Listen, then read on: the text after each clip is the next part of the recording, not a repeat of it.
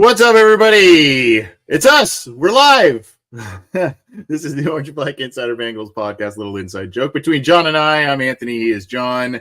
The Cincinnati Bengals are officially on a win streak. Can you believe it? A one-game win streak, but a win streak nonetheless. And they needed that one against the Giants on Sunday Night Football very, very badly. Not the prettiest of wins, but who the heck cares, because they got the win that they needed. This is the Orange and Black Insider Bengals podcast, and this is the aftermath as we break down what happened in yesterday's contest. John, happy Monday, buddy. Happy Monday to you as well, Mr. Kazenza. It's been a while because these are the games that this team has desperately needed in September, where we could talk about a win where not everything goes right, but it's still a win. It's just that September or October is the new September for this team, and it has been for the last, 4 years now, and this is where we are. But winning on Sunday Night Football, winning on the road, always two very good things, and we have a lot to talk about with it. We have a lot to talk about with it. Again, you complain about one facet of the team, and then the others pull things up by their bootstraps, and then another facet of the team kind of falters. Again, not the prettiest of wins. It doesn't really matter. I mean, it's not style points type of thing. It doesn't really matter that much, but it's more about, okay, well, let's look at some of the games ahead and what we saw on Sunday. How does that reflect on what's ahead? But we'll get to that in just a little bit. Tougher game. I don't know. I guess tougher game than maybe some imagined, simply because the low scoring and the Bengals had been on such a hot streak on offense. But the good news, John, that it would seem that the players-only meeting for the defensive side of the ball worked, at least for this week. Mike Hilton played like a maniac. Trey Hendrickson was doing Trey Hendrickson things. Jordan Battle got in the mix on some things, and DJ Turner, a little bit of up and down from him, but had a big play at the end there. But overall, the defense was not the problem this week. Not even remotely close. And this was the opportunity that was ahead of them, because without Malik Neighbors, without Devin Singletary, a so-so Giants offense looked, tremendously worse in comparison without those two guys. So that was an opportunity for this Bengals defense to kind of capitalize. And aside from Andrew Thomas, who's a phenomenal left tackle that, like you said, Trey Hendrickson had a couple wins against, it's not the best offensive line. So that players meeting that got all the publication last week, the players involved in that meeting were actually on the field this time, because you had all 8 defensive linemen for the Bengals rotation who were active. They all played like at least 20-something snaps in this game, including McKinley Jackson's second ever game. BJ Hill in his homecoming in front of the crowd that he used to play for back with the Giants. He led the team in snaps and had arguably the best game of the past year maybe for him. It was a phenomenal game for him. It was a great example of how you have an actual functional rotation of pass rushers who can cause disruption and get penetration and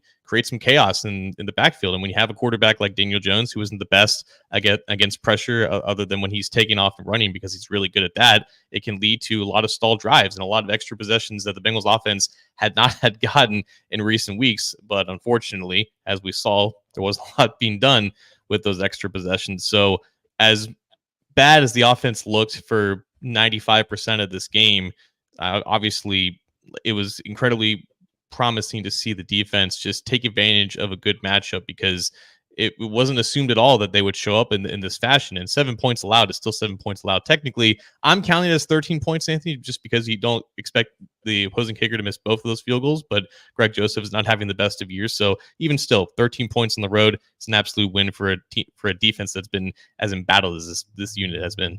Yeah, and it felt pretty solid at each level of the defense, right? I mean, that's what I think was the most encouraging point of this, which is, you mentioned the guys on the defensive line doing things. BJ Hill, great game from him, doing all kinds of different things, disrupting. And then, you had some nice plays in the secondary. The linebackers, of course, Pratt had the interception off the hit of Daniel Jones, that sort of thing. Look, like you said, I mean, they're missing pieces. Were the Giants starting offense? Daniel Jones isn't, a Lamar Jackson type of player, but I mean, they were giving him fits. And I guess the one thing that was a little frustrating, I guess you had to kind of concede it a little bit because the Giants weren't scoring points. They just turned into a 4-down offense all the time. So it was pretty much a 3 yards cloud of dust through four downs type of offense. They plodded along. And like you said, it was probably closer than the score would have indicated, especially with the Bengals scoring late as well. But, I think the defense really, obviously, since week one, this was their best output of the year and did exactly what they needed for the Bengals to come out with a win here.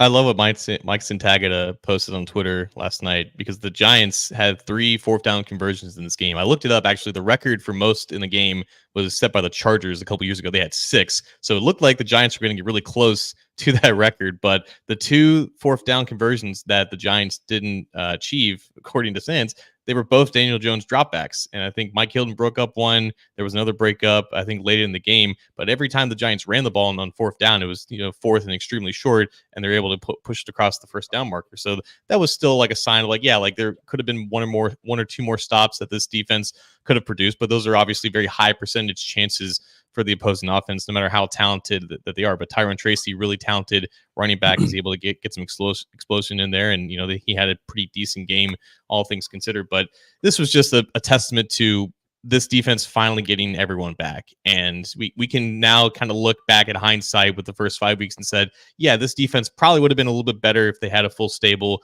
of pass rushers and defensive linemen. Like Lawrence Guy didn't even play in this game because he wasn't even supposed to be on this roster, a month ago. So it was, I think, a statement, the fact that he and J2 Fele were the healthy scratches in this one, because they wanted to give McKinley Jackson a chance. And I think, Anthony, he showed a lot of promise in those 21 snaps and just his second game back. Chris Jenkins continues to develop. You're still looking for a little bit more, maybe out of Miles Murphy and whatnot, but I think Sam Hubbard has been doing well, considering now that he's not playing as much as he had been playing in recent weeks. So I think that the defensive line as a whole, even with Sheldon Rankins back, because he got a couple pass rushes in there, it's now at a point where, yes, this feels like it's sustainable, and the trickle down effect will be the secondary can play with a little bit more confidence that they don't have to cover for 4, 5, 6, 7 seconds now, because there's no pass rushing down there. And it won't always be this easy, obviously, because the Giants offensive line is not the standard for offensive line play around the league, but you got to start somewhere. Yeah, part of me goes, I wish they weren't so reliant on the defensive being productive with Hill and Rankins in there. But part of me is also looking at the list of names you did mention that are starting to contribute, right? Chris Jenkins and others. So it is about having the starters and some guys that can come in there and give you some rotational snaps. So it's good across the board, I think, for the defense for the most part. Not a perfect game, a lot of the 4th down conversions, but created turnovers.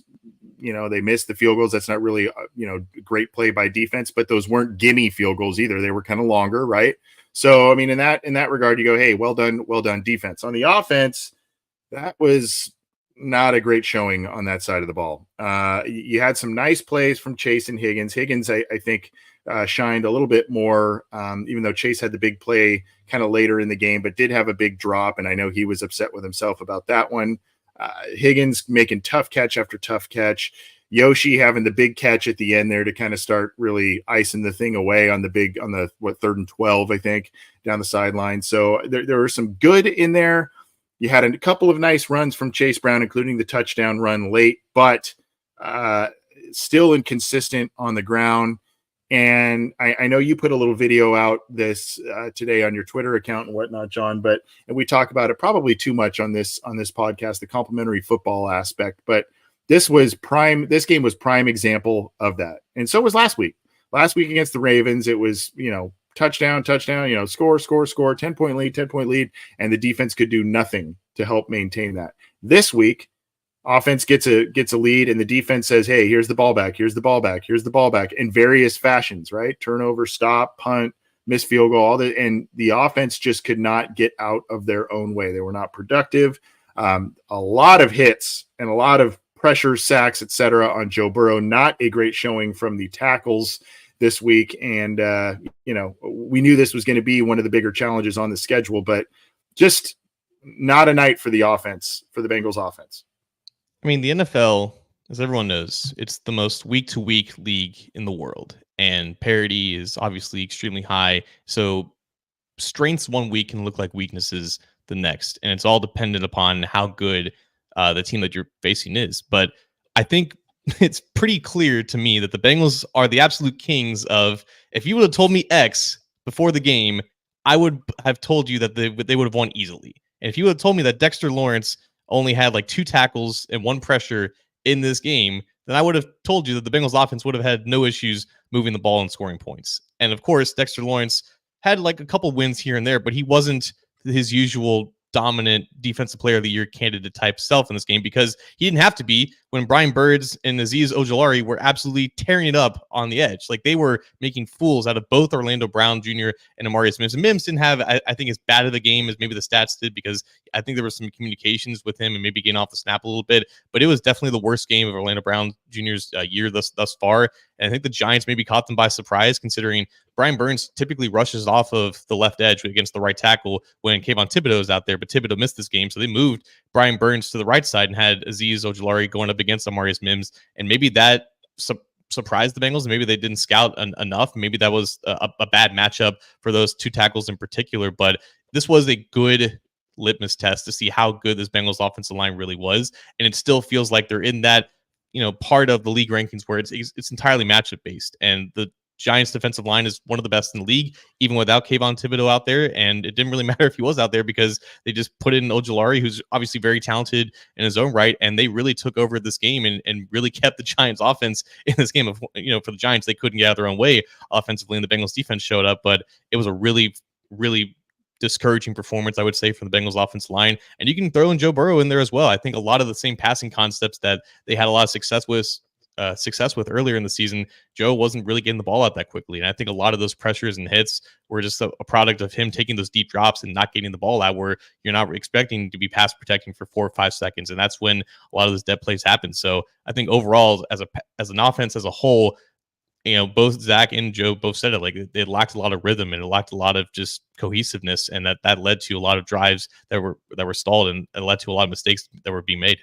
Yeah, y'all overreacting. They gave up a sack apiece. Burrow held onto the ball. This is Dada D in the live part YouTube chat. Yeah, I mean, that's part of it. I did notice, I don't know if it was on more than one occasion, but I did notice at least once it looked like Zach Moss was back there in pass protection on the right side there, and there was a miscommunication where I'm trying to remember the specifics on it, but it was, I think, one of the Ojulari sacks where, you would have thought Moss would have kind of kicked back inside, I believe, and Ojulari got kind of passed off and then just kind of swung inside.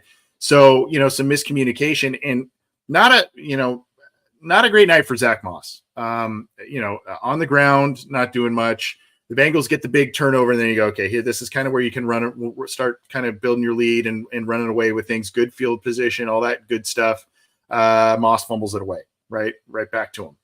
And then, I mentioned kind of, I don't want to say that pass protection miscue or miscues were only on him or, all of his fault, but I mean, he was in there and he's known for his pass blocking prowess. So there were issues all over the offense, the offensive line. Zach Moss was part of the issues that we saw that limited them in points.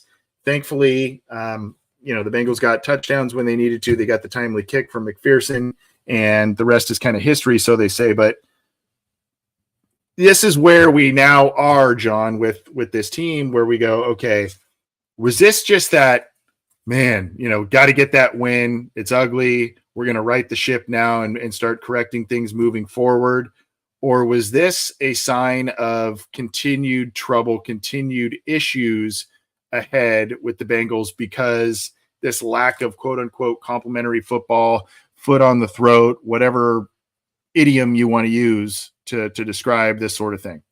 I think you have to accept what you believe about this game, and that the Bengals were favorites on the road against the Giants team that again was playing without its best player, and they won by 10, but like there were just a lot of mistakes that the Bengals made that didn't really have to do with the Giants, being the better team in those instances. Like there were just plenty of critical errors that cost the Bengals on offense. Like you mentioned with Zach Moss, like his fumble after Jamar Chase and Joe Burrow connected on that, or after the drive got down to that part of the field, and after they just had that almost free possession, if you will.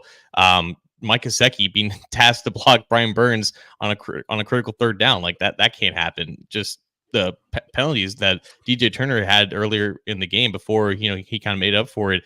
When you make a habit out of just critical errors on pretty much every part of the team week after week, that's pretty indicative of who you are as a team. And if you make that many mistakes on a weekly basis, you're typically not going to win. And that still is prevalent with this team. And that's why obviously winning and just outlasting the opponent is important, and closing out games is important, and that's something that the Bengals haven't been doing really consistently. But there were just too many mistakes in this game to make me feel like they're definitely not out of the woods yet. And I think winning definitely does build confidence, but until they can just minimize those mistakes, especially against teams that are just better than the New York Giants, like there's still plenty of work to do. And I think that still remains the theme of this team, is just not being able to get out of their own way to play a complete game. The elements of the completeness of this team and the ability to play complementary football, that exists. The proof of concept, however, it remains to be seen, and it must be questioned until it is seen. What do you chalk that up to? I mean, a lot of people would say, well, that's indicative of coaching. That's indicative of, the game plan. That's indicative of, undisciplined, right? An undisciplined team, not smelling blood in the water. Or did we overestimate the talent of this roster? Is it because the Bengals just tend to get going this time of year? Even their best teams, they start playing their best ball mid-October, November, December, and that's just the way it is. Or is it some combination of all of those in your estimation?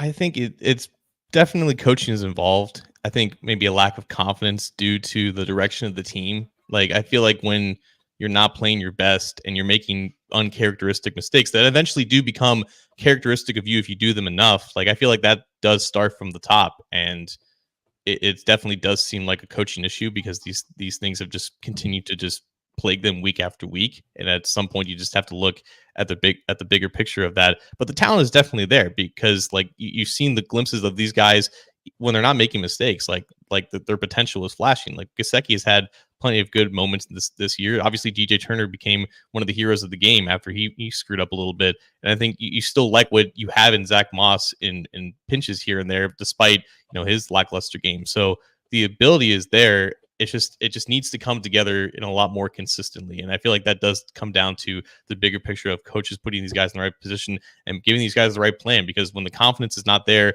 that's when you start to overthink. That's when the mistakes happen. This is the Orange and Black Insider Bengals podcast. He's John Sheeran. I'm Anthony Cosenza. You can get this show on a number of different platforms, be it iTunes, Stitcher, Spotify, through the Believe Podcast Network, BLEAV. The Believe in Cincy podcast channel that has our show, Talking Football with Bengal Jim and Friends, 3 and Out with Jason and Kevin, as well as Matt and Willie No Ball with Willie Lutz and the coach, Matt Minnick. You can get that through your favorite audio streamer. You have to resubscribe to the Believe in Cincy podcast channel. If you were on our audio channel earlier, you got to go get that. Please do so. Leave a review if you can. That would be fantastic. And of course, if you like the video side of things, you can get that on our YouTube channel. There is a show icon underneath John's window there at the bottom of the screen. the Orange and Black Insider Show icon. Click that. Click the bell to be notified when we go live, when new content is available. Click the subscribe button. Do the thumbs up thing. All of the things, do that. We also stream to the Cincy Jungle Facebook page as well as to a couple different Twitter accounts live. So you got to check that out. But appreciate you all tuning in for this episode of The Aftermath. We've got a little longer here as we continue on with the Bengals' big win over the Giants 17-7 on Sunday Night Football. Continuing on with the issues element, John, you know, I tend to agree with you. It's a little bit of this, a little bit of that. You know, years past, a Joe Burrow injury notwithstanding last year, years past, we just felt more confident. They'll figure it out, right? They'll get it. This week, this year feels a little different, even though they've been so explosive on offense. One of the things, we've had a couple comments are saying, "Oh, coaches," in terms of these issues of not being able to kind of put the pedal to the metal when needed and close out some of these games, either in more dramatic fashion than we saw last night or just in general.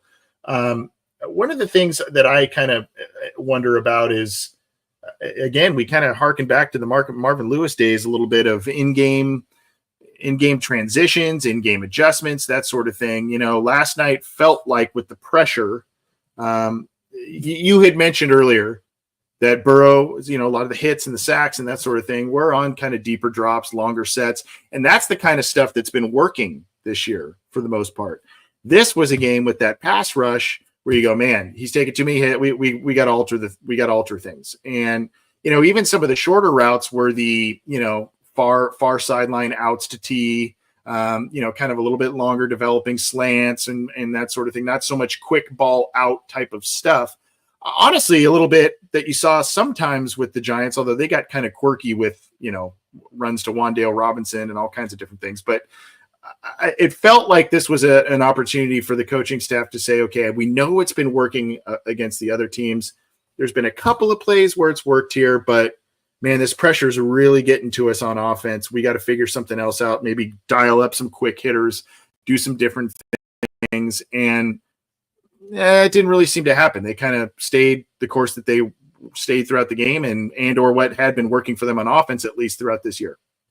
Yeah, I mean, T. Higgins was phenomenal in this game, despite, you know, like 7 receptions for 77 yards. You wouldn't think too much of it. It's pretty standard for T. Higgins, but like his ability to just like his contested catch rate and the fact that he hasn't had like a drop all season, he's been so reliable in these situations where he doesn't have a ton of separation, but he continues to move the chains. And when they weren't able to go to him, it was hard for other guys to get separation. And I think Joe himself like just held onto the ball a little bit too long and didn't want to force it into those tight windows. And when he did to Jamar Chase, it ended up being, you know, 33-yard reception. And when he was able to escape the pocket, you know, very late in the game, he got 29 yards to Andre Yoshivas to essentially help seal the game. But I think what compounds on the things that you were saying, Anthony, about like the passing game, not the formula that has been working in recent weeks, not working against a good pass rush. Obviously, the great equalizer is the run game. And that I think is right now arguably my biggest concern with this offense, because in weeks 1 and 3, they were 4th in EPA per rush and 3rd in success rate.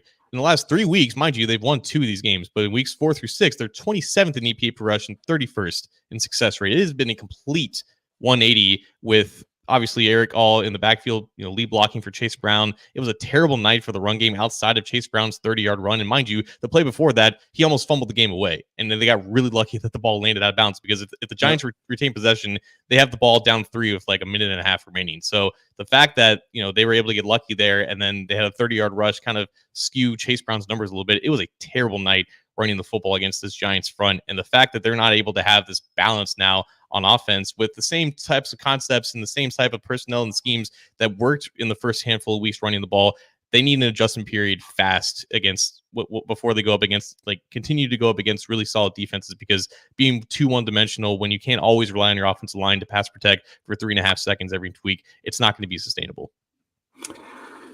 Yeah, rough one for the offensive line, as we said. Just not, I mean, we knew it would be a tough matchup, but man, there was a hit late on Burrow where he hit the turf pretty hard, and you know, the the head kind of bounced off the turf there. He went into the blue tent briefly right before, I think it was before the last kind of game-winning drive there, that he came back out and ended up making a couple of really nice plays there. But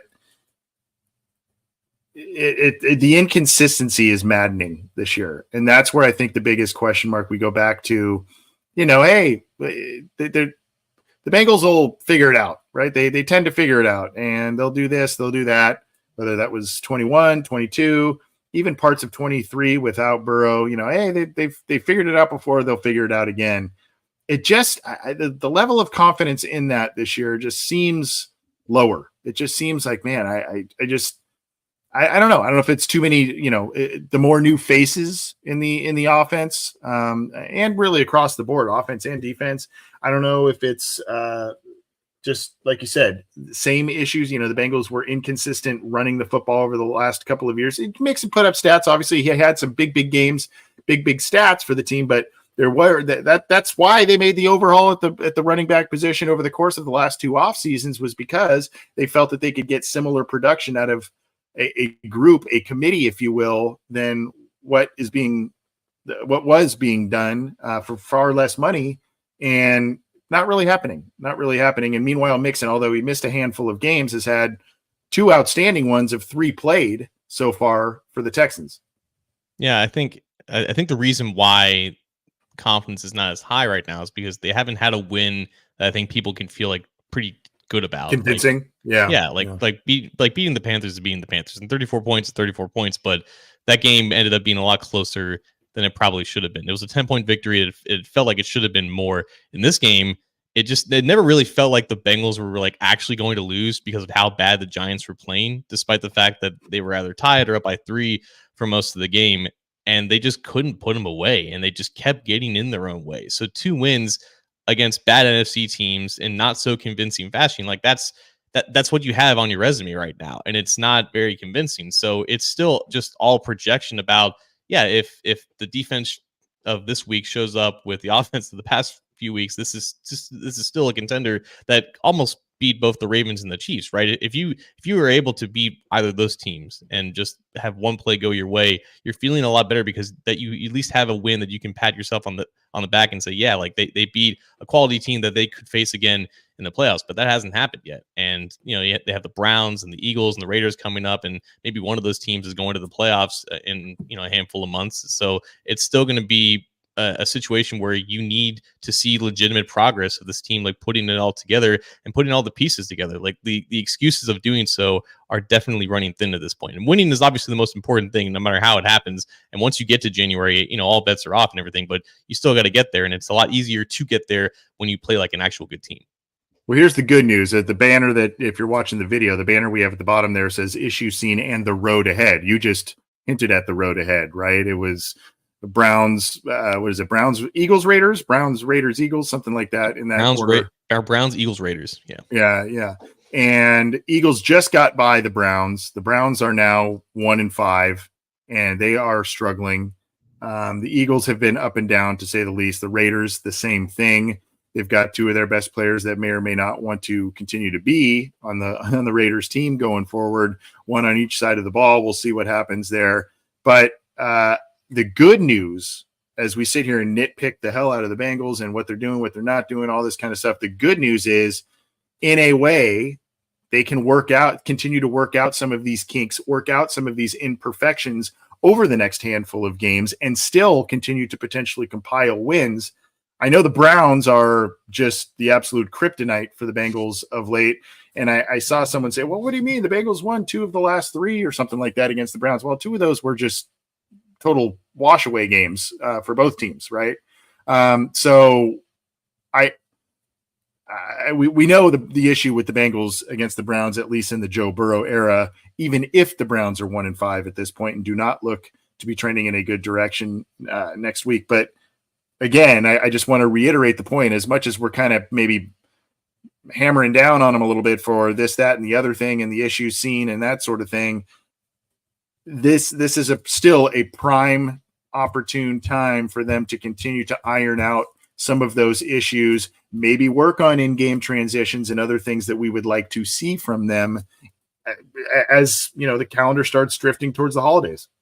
It's a statement game, I think, regardless of how historically abysmal the Browns offense is. They haven't won in Cleveland, I think, since 2017. So that's like you're talking Joe Mixon's rookie year. The last time 2 years before Zach Taylor was even hired. It's been a place where they just have not been able to do anything of the sort. And as bad as the Browns are, the defensive line's still there. Like Myles Garrett, he's a little banged up at the moment, but they still got Zadarius Smith and Dalvin Tomlinson and a pass rush that is very much on par with who the Giants are. And I think it was a pretty big wake-up call for this offensive line that said, yeah, they got to tighten things up a little bit if they expect to be able to pass protect against really quality teams. So I looking, I guess, ahead at this game a little bit, points are going to be at a premium for sure, just because of the state of the Browns offense and just a lack of proof of concept of this Bengals offense having a good day against the Browns defense. It's still coordinated by the same guy, still pretty much the same personnel on all three levels. It's going to be a statement game for this team, and just beating the Browns in any way, shape, or form is obviously good because it hasn't happened that often in this era. Yeah, and I mean, yeah, it's the NFL, and as John Domansky in the live YouTube chat notes, those quote figure it out games are going to slip by quickly. That is for sure. But I mean, one of those is the AFC North game, and look, I mean, you've coined the must-win month thing with the Bengals here. This one you needed to have, but if you didn't, this next week against the Browns, and we'll have another show this week about previewing this one against the Browns. But I mean, you have to start winning those division games. You have to start winning those conference games. The Bengals' only 2 wins this year are in the NFC, and against 2 teams, like you said, are not at this point quality opponents. What do they have? 3 wins between the 2 of them. So you got to start. And granted, the Browns don't have a good record either, but division games, conference games, that's where you're going to start making some hay in terms of playoff seeding, playoff potential after this slow start. I mean, what business do you have talking about the playoffs if you can't beat a 1-5 team? Like, that's just all it is. Like, the Browns are sticking by their quarterback because they have to, because they feel like they have to, because of the contract that they have, and it's completely crippling them. And their only hope is that Nick Chubb in his first game back, who's probably going to be limited, provides some spark for this offense. And 60% of Nick Chubb is still a really good running back, and 100% of him has completely eviscerated the Bengals in years past. So it's still not going to be that much of a cakewalk in that sense, but it just has to happen, man. If they win on Sunday, they'll match their win total of AFC North games from last year, and it took them 17 weeks to get to that number. It's important no matter how you twist it, I guess. Yeah, and I think this is, again, we'll talk more about this later this week, but this is kind of a pivotal path in the road type of game for the Bengals, and not just standings and division and all that kind of stuff, because somehow the Steelers keep stacking wins together. Who knows how sustainable that thing's going to be, but somehow they keep doing it, as predictable as that seems to be. As as do the Ravens. They keep kind of pulling away a little bit. The Bengals have now kind of leapfrogged the Browns in the division. So all of that stuff, like I said, division standings, overall win-losses, conference standings, all of that makes sense. But because of what you just said, the Bengals having not won there in 7 years, and the issues against Cleveland in general in the Joe Burrow, Zach Taylor era, it's a psychological thing to kind of say, man, this is a team that we've had trouble beating. If we can go in there, get a win, and continue this momentum, it's kind of a confidence building thing, regardless again of kind of the score. We could probably nitpick if it's an ugly game, we can nitpick the hell out of it again. But again, if you're able to go in there, get one of those wins that have been so evasive for you in the last half decade plus, take it. I mean, having an actual winning streak, more than just one game will also kind of help in terms of getting back to 500. Right. You can't win and then lose and then win and lose. Like, eventually you're going to still be under 500. So yeah, must win month, I guess. Must win month. It continues. And,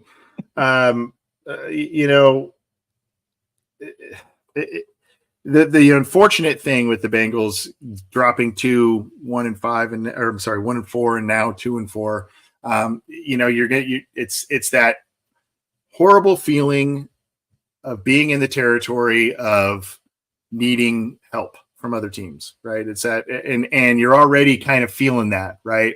With both Baltimore and Pittsburgh, I believe both at 4-2 right now, the Bengals at 2-4.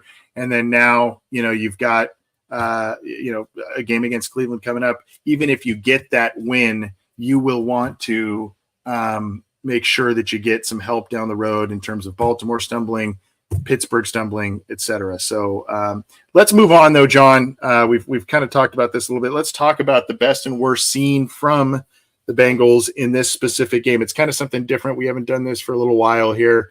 Let's do a little weekly awards. I don't know where you want to start there. Yeah, we see you, Rigi. Hi, how you doing, buddy? Good. I have to tell you something. Okay, can you wait? I'm gonna be here for a long hour. Yeah, I'm gonna be here for a little bit. Yeah, Okay. yeah. Okay. Okay. All right. Live shows. That's my son Regan. In case do you remember him as a little guy popping on the screen when he was a little guy? So anyway, before we were so rudely interrupted, let's go with weekly awards and talk about it. Where do you want to start, John? Do you want to start? Let's start. Well, let's go with unsung hero of the week. That's one of my favorite ones. An unsung hero is not quite your MVP, but a guy where you go, man, stepped up big, whether he was stepping in for someone for injury or just got a guy that's a role player that doesn't get his name called often or something like that. Where are you going with this one? I've mentioned his name before, but I think McKinley Jackson played pretty strongly in this game. Lined up as head up nose, 3 technique. I think he had 3 pressures in this game, according to Pro Football Focus, and he looked like the best version of himself from Texas A&M because he's not that hold your ground type nose tackle that can hold 2 gaps, whatnot. He can get upfield and he can cause some disruption, and he didn't always end up making the tackle in this game, but I think he caused a lot of disruption and he provided force for other guys to spill towards the ball carrier. And it was a really obviously them stopping the run definitely helped them just in general just play pretty sound defense, and he was a pretty critical part in that. And I think he played like the least amount of snaps along the defensive line, but it was a statement made when they again sat both Tufele and Lawrence Guy in this game instead of Jackson, and they gave Jackson the platform to kind of do what he did. And if they continue to get games like this in the future, like their defensive tackle group goes from like one of the biggest weaknesses on the team to a sound, reliable, middle of the road asset, which is considerably better than what it was 3 weeks ago. Yeah, for me, there's a couple of players that would be easy fits for this, and really only because there's so many other MVP people that you go, okay, you pick one MVP, and then you go, okay, well, the next person in line for the MVP award would be unsung hero. But I'm going to go a little bit with Deborah Chandler, I think, and say Mike Hilton. I thought and this goes multi levels, right? I mean, it's not only plays on the field. I think, like you said, he had a knockaway of a 4th down play, if I'm not mistaken. He was in there on some. He had 5 tackles. Just a not a super outstanding statistical game, but a good one. And the team is different with him out there and playing when he plays with his hair on fire and gets into the backfield, blitzing, etc. He was also apparently one of the ringleaders of this players only meeting that really seemingly sparked the defensive performance. So for that reason, I will go unsung hero, Mike Hilton. All right, let's go with defensive MVP for you, John. Who is the defensive MVP for you?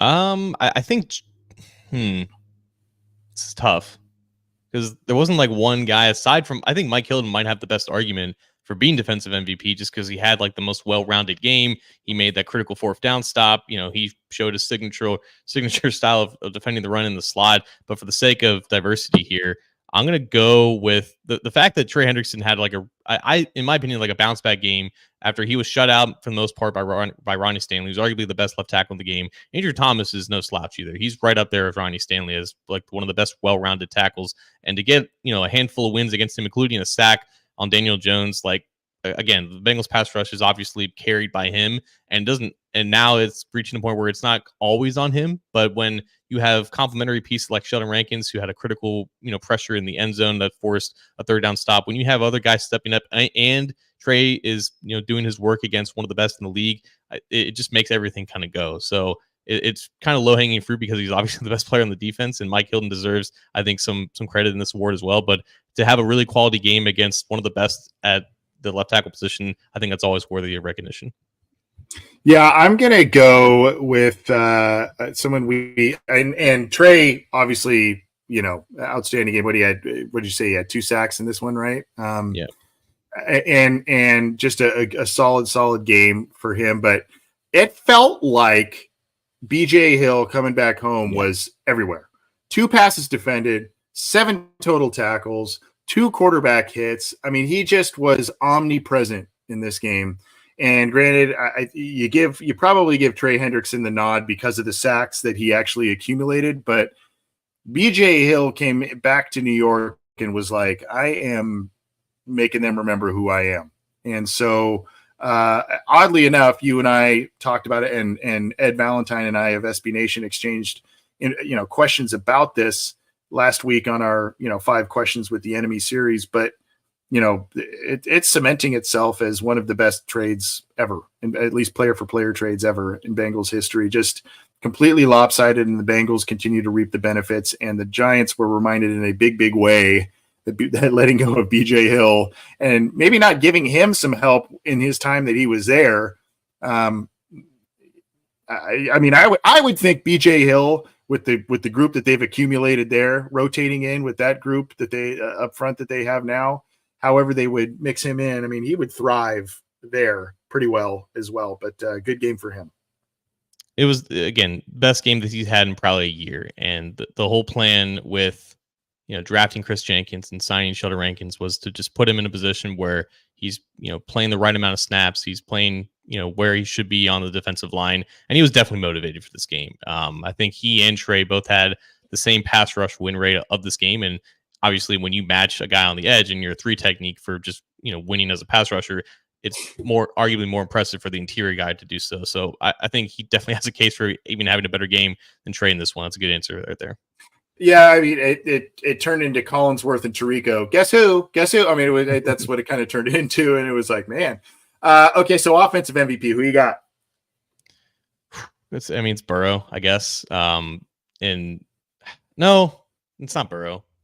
He obviously made the biggest plays of the game, and we talked about that. But it's probably T. Higgins. I think he was just the most reliable throughout this game, and it's just gotten to the point where like Jamar Chase doesn't have a drop issue necessarily, but it does pop up every now and again, and it just doesn't with T. He's so reliable in contested situations, and I think that one play where he broke a tackle and he ran through another for like a big first down, like you hadn't seen that from him in a while, and that's the testament to how healthy he is, and I think just how locked in he is this year, and that's been the case ever since training camp when he looked like the best player on the field. But even in games where the offense is moving at a molasses pace and they can't find the end zone, the ability to still rely on that guy to move the chains and to catch everything in his way, and just he's just got the prototypical hands in terms of just catching the football, because it's soft, like just catching a butterfly or catching a bird, but the ball just sticks to him, and that's just a combination that is you just can't teach that, and he's developed that over the years of his time here, and he's become a weapon after the catch as well. So he was definitely the most reliable player on the offense for this game. Well, I hope you didn't jinx him for next week, because there's been a couple of tough matchups for him against the Browns before. But normally we like to pick different people on this just to kind of have a different answer. And that's why I can't go a different direction. I mean, Chase had some nice plays. Yoshi had the big play late. Burrow had the big touchdown, obviously. But you're right. And it's kind of weird. It's a little bit like TJ Hushmanzada trapped in AJ Green's body. It feels like. It's stuff across the middle, the occasional kind of deep ball that'll get you something there, but tough catch, contested catch. Now Joe Burrow is one of the most accurate quarterbacks in the league, but there have been times that I don't want to say T. Higgins has bailed him out per se on bad throw. I mean, there was a throw last night. It was behind him, remember? And he snagged it back and brought it forward. It wasn't the greatest throw. There's been a couple of those, and you expect that from a quality receiver anyway, but the catch radius, the contested catch, percentage, and the fact that Burrow feels confident enough to throw so many tight window throws to him, says a lot. And obviously this offense operates way differently at a much more efficient level when T. Higgins is healthy and in there, when Joe Burrow is healthy and in there, when Jamar Chase is healthy and in there, than when one of those pieces is missing. So that opens up the whole can of worms of conversation of paying him and where's this extra money saved from Joe Mixon, et cetera, going. But we're not going to go there right now. I think we both agree T. Higgins and offensive MVP in this one. And then we can kind of close it out with, and this one might be a little tougher, play of the game. There are a couple of big plays of the game in this one. You know, you could point to that turnover by Pratt. Giants didn't get points out of that, but the Bengals didn't either, right? So It's like, I mean, I don't know. Where are you going with this one? Where do you think with this one? Again, the obvious one is the Burrow run, because not only was it, incredible, it was also on a 3rd and 18. So like that could have been just a punt. I'm not going to go with that one though, because I think it was still like the first drive of the game. 3rd and 12, which is not too far away from 3rd and 18 though. 3rd and 12 after 2 terrible runs. There's a good chance that the clock is stopped and the Giants get the ball back with the 2-minute warning to escape the pocket to his left. Critical that Orlando Brown Jr. and Cordell Volson don't hold as Burrow is escaping, because the refs weren't the greatest in terms of holding calls in this game. Oh God! But just the ability to find his reliable scramble target, and I'm going to get that right, Danny, man, Yossi Vash, because he's been so good at that, particularly in the red zone. But for 29 yards to extend the drive, and if Chase Brown didn't fumble, then the game would have been as close towards the end there. But obviously, incredibly important play, converting a 3rd and long in that scenario. I mean, there's no bigger back-breaking play aside from obviously the Chase Brown touchdown, but just phenomenal play, really clutch. And the fact that it came after he was obviously tested for a concussion could have been more impressive. Yeah, and the toe tap on the sideline, everything, just Burrow on the run, running to his left and throwing, all of that. You said it nicely there. Hard to argue with that. I'm gonna go with the DJ Turner pass breakup at the end, and the reason I go with that one, not as splashy and not as kind of door slammy, I guess, as the Yoshi catch a little later. But it has been on the defense so many times this year. The defense did not step up. And last night alone, there were so many 4th down tries and quite a few conversions by the Giants, I might add. That's a tough spot, a contested spot. It was just Turner and the receiver right there. Turner just timed it beautifully, knocked it away. And I guess just the sentimental part of me says, man, the defense needed one more stop on a 4th down. And finally they got it. It was a beautiful breakup by Turner, and that was a guy who was stepping in for Dax Hill, who was injured for the year as well. So a lot of that to me says that one was the play of the game for me, to even give the Bengals the ball back and give the opportunity to Yoshi. But a lot of different ones. I mean, hell, you could even say Evan McPherson making the kick. That's a big play in the game, based on the lack of scoring in this one. But for a boring game, there wasn't really a shortage of big plays. But there also weren't a plenty either in this one. But that's my play of the game award. I like it because I think those games from Turner are about what you can expect from him. And I think like the first defensive holding, that was a product of Daniel Jones kind of extending the play, and the play kind of lasted a little bit too long, and stuff like that will happen. It's not the greatest thing when you get called for defensive holding on the other side of the field. The pass interference one was a little bit more inexcusable because it never turned his ball, turned his head around towards the ball. But no, like his traits definitely flashed in this game, and I think just him making a play on the ball, because typically that's been kind of his shortcoming in terms of always being in the hip pocket of the receiver, but not being able to intercept or get in the way of the catch point. Track it. That was a crucial play for him, and I think there were just it was him, Cam Taylor-Britt, and Mike Hilton all made great deflections in this game, and it really boosted the confidence of the secondary. Yeah, and again, some of these guys being back definitely changes things going forward. Let's hope that the Bengals, and we'll talk about this later this week, that the Bengals start putting forth more complete football games, where it's the complementary football and just, putting up points, limiting points, continuing to do things on special teams. We'll talk about that and many other things on another episode of the Orange and Black Insider a little bit later this week. He is John Sheeran. I'm Anthony Cosenza. John, anything else from you I know we usually save the big mic drops for the other show, but anything else from you as we close the door on the Bengals 17-7 win on Sunday Night Football? It's kind of crazy how we did the show when you like barely even covered the fact that, Joe Burrow almost left this game. And obviously the NFL and concussions don't really deserve the biggest benefit of the doubt necessarily, especially since this just happened with Josh Allen a week prior. But I feel like everyone in Cincinnati kind of knew that he was going to come out of that tent and be fine. And he said after the game that he felt like he more or less got the wind knocked out of him. And it was Brian Burns kind of hit him in the chest, and of course, like he got the whiplash with his helmet hitting the turf and everything. But I don't think there was any doubt in anyone's mind that he was going to come back and finish the game. And of course, he did, and he made the play that he needed to make. But wow, that could have been a lot different if he didn't. Yeah, absolutely. Well, that's gonna do it for us. The only thing I'm gonna say is, aside from our show later this week, I will be on once again on Fox Sports 980 AM radio, Dayton's Fox Sports radio affiliate with Marty Bannister.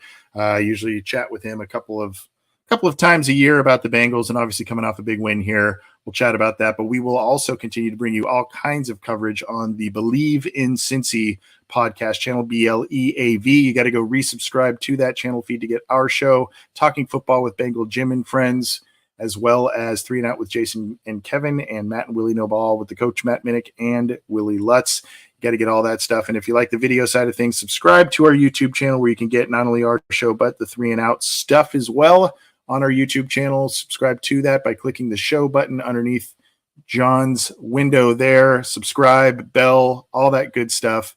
Please do so. We appreciate that. We appreciate you tuning in live and listening after the fact. Bengals win 17-7, improved to 2-4.